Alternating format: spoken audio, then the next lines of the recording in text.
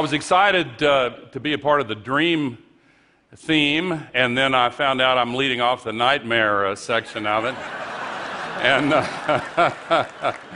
And certainly there are things about the climate crisis that qualify, and I have some bad news, but I have a lot more good news. I'm going to propose 3 questions, and the answer to the first one necessarily involves a little bad news, but hang on, because the answers to the second and third questions really are very positive.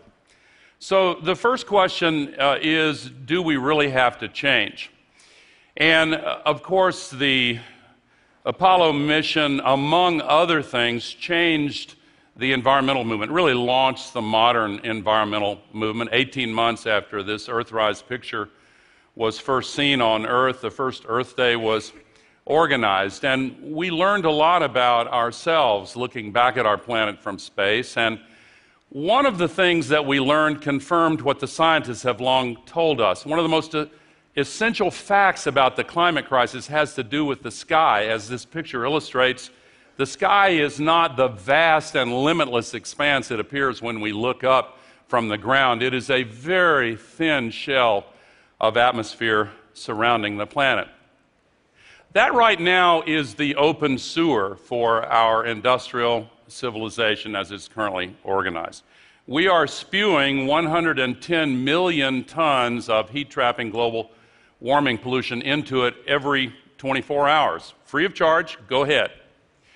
And there are many sources of the greenhouse gases. I'm certainly not going to go through them all. I'm going to focus on the main one, but agriculture is involved, diet is involved, population is involved, management of forests, transportation, the oceans, the melting of the permafrost.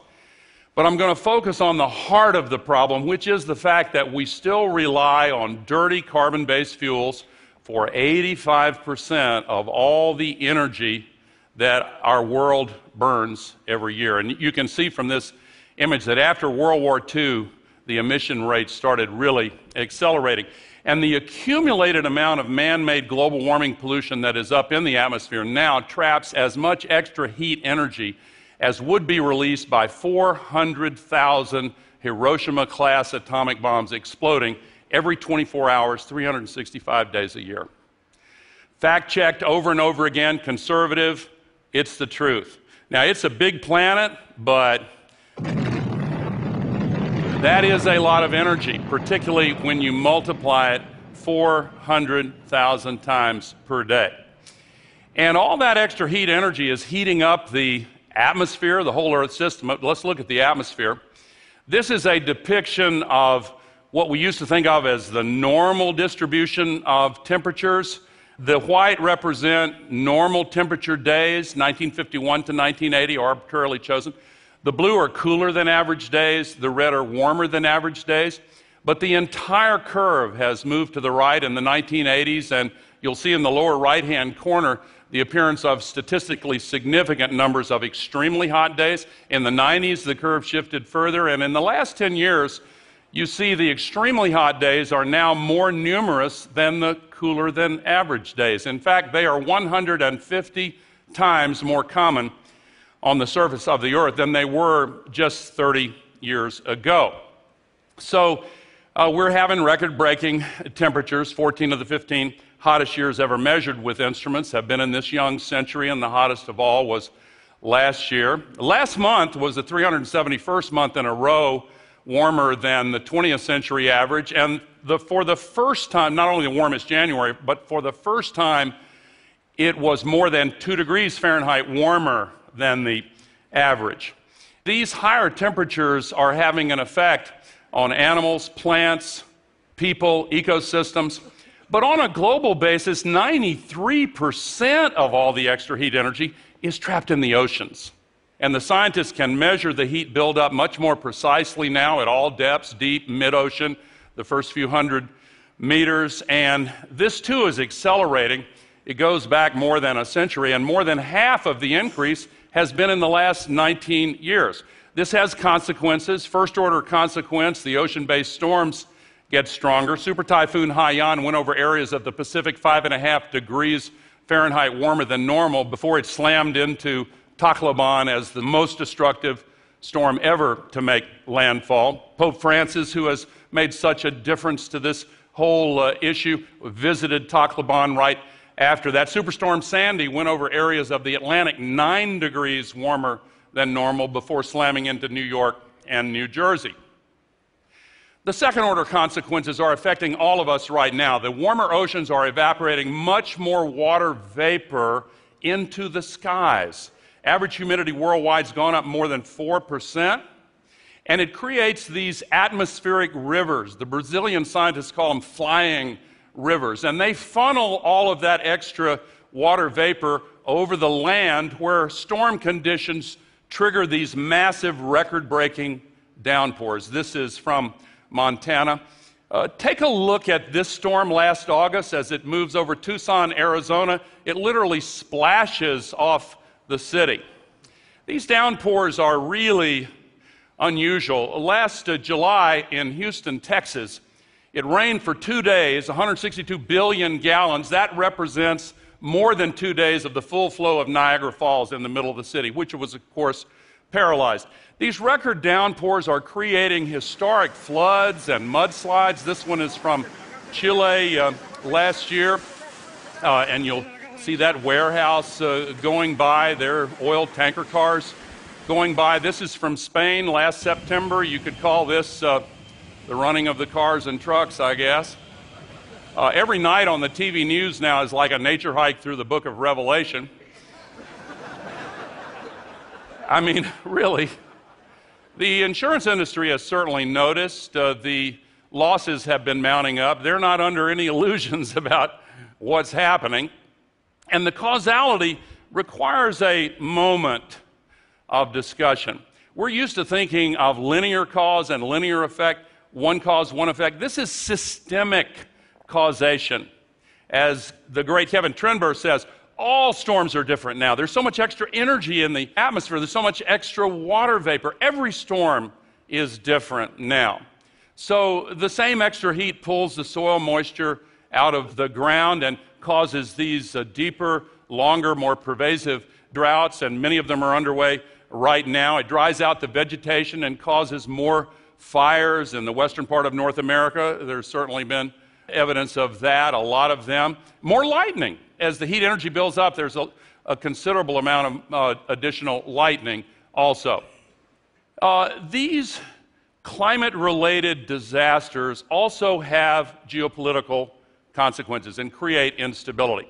The climate-related historic drought that started in Syria in 2006 destroyed 60% of the farms in Syria, killed 80% of the livestock, and drove 1.5 million climate refugees into the cities of Syria, where they collided with another 1.5 million refugees from the Iraq War. And along with other factors, that opened the gates of hell that people are trying to close now. The U.S. Defense Department has long warned of consequences from the climate crisis, including refugees, including food and water shortages, and pandemic disease. Right now, we're seeing microbial diseases from the tropics spread to the higher latitudes. The transportation revolution has had a lot to do with this. But the changing conditions change the latitudes and the areas where these microbial diseases can become endemic and change the range of the vectors like mosquitoes and ticks that carry them. The Zika epidemic now, we're better positioned in North America because it's still a little too cool. And we have a better public health system. But when women in some regions of South and Central America are advised not to get pregnant for 2 years, that's something new that ought to get our attention. The Lancet, one of the 2 greatest medical journals in the world, last summer labeled this a medical emergency now, and there are many factors because of it. This is also connected to the extinction crisis. We're in danger of losing 50% of all the living species on Earth by the end of this century, and already land-based plants and animals are now moving toward the poles at an average rate of 15 feet per day. Speaking of the North Pole, last December 29th, the same storm that caused historic flooding in the American Midwest raise temperatures at the North Pole 50 degrees Fahrenheit warmer than normal, causing the thawing of the North Pole in the middle of the long, dark winter polar night. And when the land-based ice of the Arctic melts, it raises sea level. Paul Nicken's beautiful photograph from Svalbard illustrates this. It's more dangerous coming off Greenland and particularly Antarctica. The 10 largest risk cities for sea level rise by population are mostly in South and Southeast Asia. When you measure it by assets at risk, number 1 is Miami, $3.5 trillion at risk. Number 3, New York and Newark. I was in Miami last fall during the supermoon, one of the highest high tide days, and there were fish from the ocean swimming in some of the streets of Miami Beach and Fort Lauderdale and Delray. And this happens regularly during the highest high tides now, not with rain. They call it sunny day flooding. It comes up through the storm sewers. And the mayor of Miami speaks for many when he says it is long past time this can be viewed through a partisan lens. This is a crisis that's getting worse day by day. We have to move beyond partisanship. And I want to take a moment to honor these House Republicans who had the courage last fall to step out and take a political risk by telling the truth about the climate crisis. So, the cost of the climate crisis is mounting up. There are many of these aspects I haven't even mentioned. It's an enormous burden. I'll mention just one more because the World Economic Forum last month in Davos, after their annual survey of 750 economists, said the climate crisis is now the number 1 risk to the global economy. So you get central bankers like Mark Carney, the head of the UK central bank, saying the vast majority of the carbon reserves are unburnable. Subprime carbon. I'm not going to remind you of what happened with subprime mortgages, but it's the same thing. If you look at all of the carbon fuels that were burned since the beginning of the Industrial Revolution, this is the quantity burned in the last 16 years. Here are all the ones that are proven and left on the books, $28 trillion. The International Energy Agency says only this amount can be burned. So the rest, $22 trillion, unburnable, risk to the global economy. That's why the divestment movement makes practical sense and not just is a moral imperative. Now, so the answer to the first question, must we change, is yes, we have to change. Second question, can we change? This is the exciting news. The best projections in the world 16 years ago were that by 2010, the world would be able to install 30 gigawatts of wind capacity. We beat that mark by 14.5 times over. We see an exponential curve for wind installations now. We see the cost coming down dramatically. Some countries, take Germany, an industrial powerhouse with a climate not that different from Vancouver's, by the way.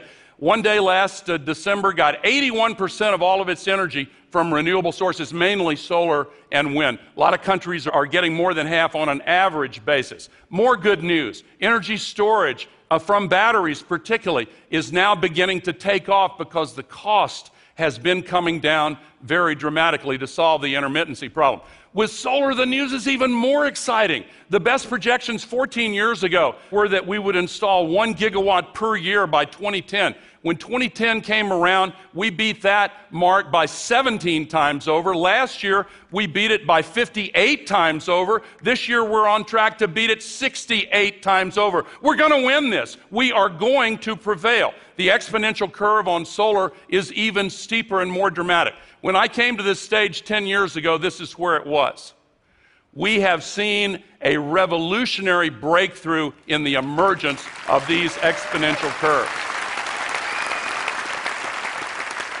And the cost has come down 10% per year for 30 years, and it's continuing to come down. Now, the business community has certainly noticed this because it's crossing the grid parity point. Cheaper. Solar penetration rates are beginning to rise. Grid parity is understood as that line, that threshold, below which renewable electricity is cheaper than electricity from burning fossil fuels. That threshold is a little bit like the difference between 32 degrees Fahrenheit and 33 degrees Fahrenheit, or 0 and 1 Celsius. It's a difference of more than 1 degree. It's the difference between ice and water. And in markets, it's the difference between markets that are frozen up and liquid flows of capital into new opportunities for investment. This is the biggest new business opportunity in the history of the world, and 2/3 of it is in the private sector. We are seeing an explosion of new investment. Starting in 2010, investments globally in renewable electricity generation surpassed fossils. The gap has been growing ever since. The projections for the future are even more dramatic, even though fossil energy is now still subsidized at a rate 40 times larger than renewables. And by the way, if you add the projections for nuclear on here, and particularly if you assume that the work many are doing to try to break through to safer and more acceptable, more affordable forms of nuclear, this could change even more dramatically. So is there any precedent for such a rapid adoption of a new technology? Well, there are many, but let's look at cell phones. In 1980, AT&T, then Ma Bell, commissioned McKinsey to do a global market survey of those clunky new mobile phones that appeared then. How many can we sell by the year 2000, they asked. McKinsey came back and said 900,000. And sure enough, when the year 2000 arrived, they did sell 900,000 in the first 3 days. And for the balance of the year, they sold 120 times more. And now there are more cell connections than there are people in the world. So why were they not only wrong, but way wrong? I've asked that question myself. Why? And I think the answer is in 3 parts. First, the cost came down much faster than anybody expected, even as the quality went up. And low-income countries, places that did not have a landline grid, they leapfrogged to the new technology. The big expansion has been in the developing countries. So what about the electricity grids in the developing world? Well, not so hot. And in many areas, they don't exist. There are more people without any electricity at all in India than the entire population of the United States of America. So now we're getting this. Solar panels on grass huts and new business models that make it affordable. Muhammad Yunus financed this one in Bangladesh with microcredit. This is a village market. Bangladesh is now the fastest deploying country in the world, 2 systems per minute on average, night and day. And we have all we need. Enough energy from the sun comes to the earth every hour to supply the full world's energy needs for an entire year. It's actually a little bit less than an hour. So the answer to the second question, can we change, is clearly yes. And it's an ever firmer yes. Now, so last question, will we change?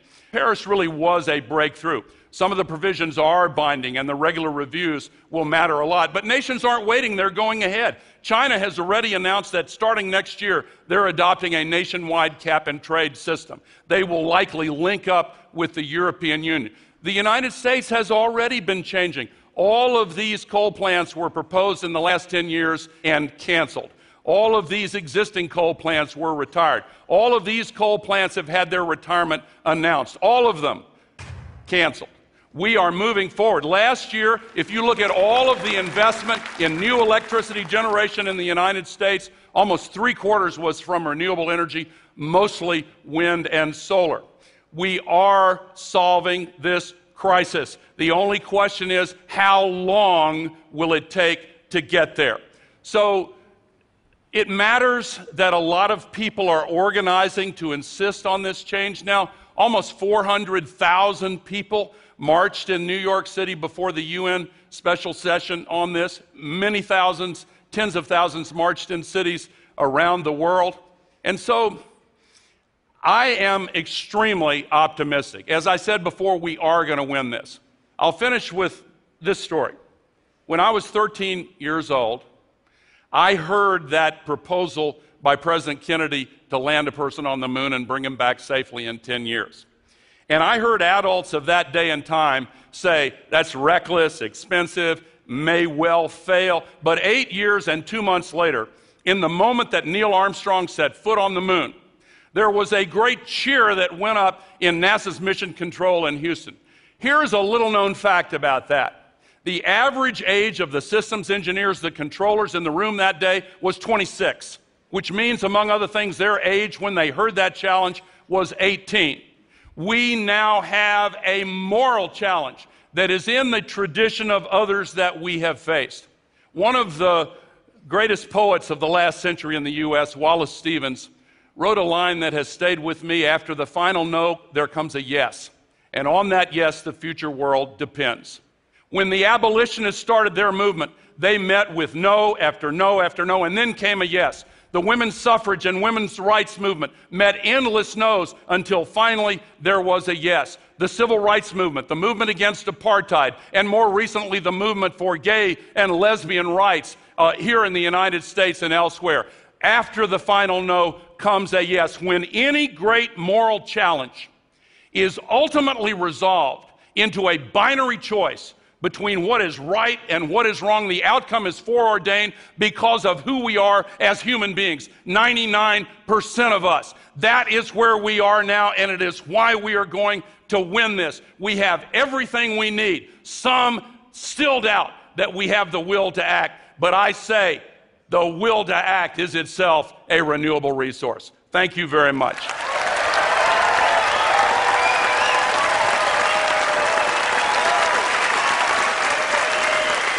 Thank you. Thank you. Thank you very much. Oh. Thank you. Now,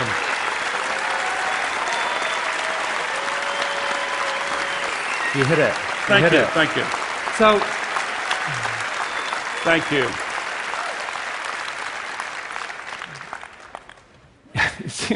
You've got this incredible combination of skills. You've got this scientist mind that can understand the full range of issues and the ability to turn it into the most vivid language. Now, no one else can do that. That's why you led this thing.